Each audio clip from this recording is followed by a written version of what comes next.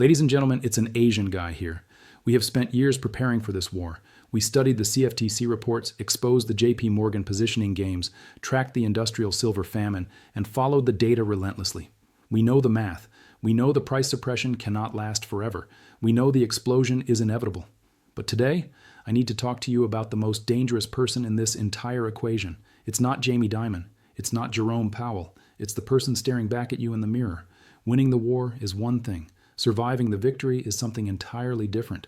Many of you have been stacking silver at 20, 25, as maybe 30. You lived through the paper smashes. You watched brutal sell-offs designed to break your confidence, and you held the line anyway. That alone puts you ahead of most people. But now you need to confront the most terrifying question in investing. What do you do when you win? What do you do when you wake up one morning, check your phone, and silver is $100, $150, maybe even $300? Most people assume they'll feel joy. History shows something very different. Extreme wealth creation often triggers extreme panic. It creates vertigo. When the numbers on your screen become life-changing, your rational brain shuts down, and your survival instincts take over. Your mind starts screaming, sell now, lock it in, don't lose it. And this is exactly how banks steal your wealth a second time. They suppress the price on the way down, and they manipulate your emotions on the way up.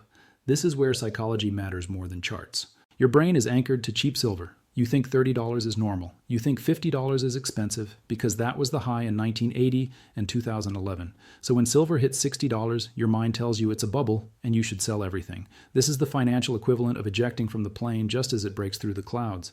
In a hyperinflationary reset, that mistake is fatal. You must understand that $50 is not the ceiling, it is the floor.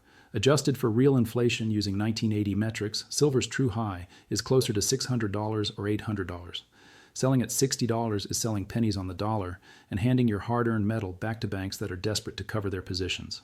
The first spike is never the end game. Look at GameStop. Look at the Volkswagen squeeze in 2008. The initial surge is just short covering. The real move happens when the float disappears, when nobody is willing to sell, and the price has to go to absurd levels just to pry supply loose. If you sell your silver for fiat dollars, what have you really done? You've traded a scarce, strategic industrial asset for a liability that is printed endlessly. You've jumped out of the lifeboat and climbed back onto the Titanic because it still has a nice buffet. Buying is easy. You click a button. Selling is hard. Selling requires timing, discipline, and a plan. Without a plan written down before the price spikes, you will panic. You will either sell far too early or ride the crash all the way back down. History is clear. Look at 1980. Silver didn't go from $6 to $50 in a straight line. It was violent. There were massive pullbacks, 15% or 20% drops that shook people out. Those who sold on fear missed the final explosive move. When silver reaches $75 or $80, expect engineered smashes. Paper will be dumped to push the price down to $60. The goal will be to trigger your stop losses and convince you the run is over. But if the fundamentals haven't changed, if vaults are still empty and industry is still scrambling for supply, that drop is a trap. You must learn to separate price from value. Price is what the screen shows. Value is what the metal represents. In a currency crisis, price goes to infinity. That doesn't mean you never sell. It means you change what you sell for. You don't sell silver for dollars. You swap silver for assets. This distinction is everything. If you sell for cash and park it in a bank account, inflation will devour your gains. You'll feel richer while becoming poorer. This is the tragedy of hyperinflation winners. They become millionaires on paper and paupers in purchasing power. The exit strategy must preserve real wealth. This is why the goal is to move up the asset pyramid. You rotate from a volatile speculative asset like silver into more stable and productive assets like gold, land, and businesses. Don't let the wealth illusion fool you. Seeing a large number in your account triggers dopamine. You start imagining cars, boats, watches. Stop. That thinking destroys fortunes. We are not here for toys. We are here to build wealth that lasts decades. The first rule of exiting is simple. Never sell everything at once. Ever. You scale out. If you hold 1,000 ounces and silver hits $100, maybe you sell 100 ounces to recover your initial investment. Now the fear disappears. If silver collapses, you lost nothing. If it goes to $500, you're still fully in the game. But the real question is, sell for what? The answer is found in ratios, not dollar prices. Professional stackers don't obsess over spot price. They watch the gold to silver ratio. Right now, it takes roughly 80 ounces of silver to buy 1 ounce of gold. That ratio is historically extreme. It tells you silver is cheap. When silver squeezes, it moves faster than gold. The ratio collapses. It moves from 80 to 60 to 40 to 30. When the ratio reaches around 30 to 1, Silver is expensive relative to gold. That is the signal. Not a dollar price, but a ratio signal. That is when you swap silver for gold. This is how you use silver's volatility to acquire gold for free. Today, 1,000 ounces of silver buys you about 12 ounces of gold.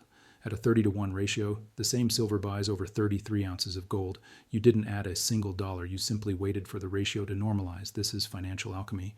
Silver is explosive and unstable. Gold is steady. By swapping near the peak of silver mania, you lock in purchasing power and exit the chaos while staying in hard assets. You can set ratio targets. At 50-to-1, swap a portion. At 30-to-1, swap more. If we ever see 15-to-1 again, as briefly happened in 1980 and 2011, the wealth transfer will be historic. Gold also solves practical problems. Silver is heavy and bulky, gold is portable. In uncertain times, portability matters. Central banks are buying gold, not silver. Aligning yourself with that reality matters. Silver is the rocket, gold is the destination. But preservation is only part of the journey. The next step is cash flow and sovereignty. That means real assets, land, real estate, businesses. Wealth cycles move from paper to commodities, then to real estate, then to enterprise. When commodities peak, real estate usually crashes. This creates once-in-a-generation opportunities. Imagine silver at $150 while mortgage rates are high and property prices have collapsed. That is when you strike. You trade a high asset for a hated, undervalued one. Price everything in ounces, not dollars. When houses that once cost 13,000 ounces now cost 2,000 ounces, you buy. That is how real wealth is built. Be careful with debt. Fixed rate, low interest debt becomes an asset during inflation. High interest or variable debt is poison. Kill it immediately. Freedom means no one can foreclose on your life. Avoid lifestyle creep. Never trade appreciating assets for depreciating toys. If you want the toy, let cash flow from land or rentals pay for it.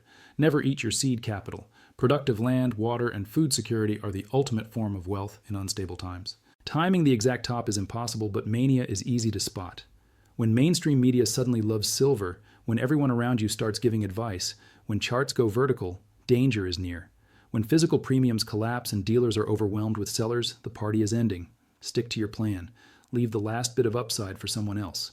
Protect yourself from catastrophic regret. You didn't stack to win a game. You stacked for freedom. If selling or swapping allows you to secure your home, your family, and your future, you have already won. The goal is not more dollars. The goal is sovereignty. We survived the suppression. Now we must survive the victory. Write your plan today while you are calm and rational, because when the mania begins, emotions will be your greatest enemy. This is how we win, not just by being right about silver, but by being smart with wealth.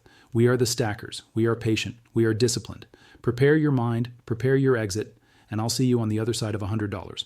This is John Money Discipline. If you found value in this message, subscribe to the channel, stay disciplined, and stay prepared.